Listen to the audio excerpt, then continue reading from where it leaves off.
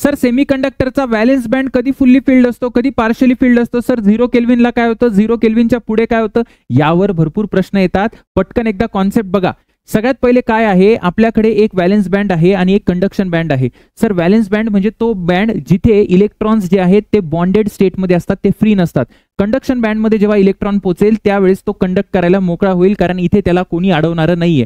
आता 0 केल्विनला काय, 0 केल्विनला सगळेच्या सगळे इलेक्ट्रॉन्स जे आहेत ते व्हॅलेन्स बँडमध्ये असतात आणि हे व्हॅलेन्स बँड फुल्ली फिल्ड असतो सेमीकंडक्टरमध्ये. यांना कुठली एनर्जी मिळत नाही, ही फॉरबिडन एनर्जी गॅप लागते जर याला इथे पोहोचायचं असेल तर.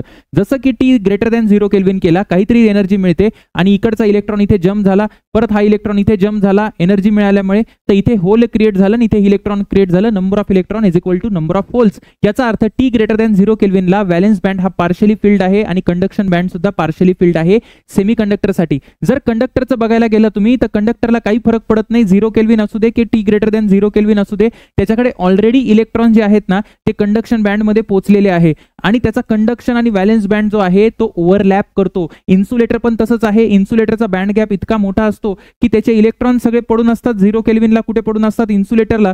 आणि 0 पेक्षा जास्त जरी तो टेम्परेचर वाढवलं तरी हे इलेक्ट्रॉन वरती व्हॅलेन्स बँड मध्ये जम्प करणार नाही, कारण तो बँड गॅप अत्यंत मोठा आहे.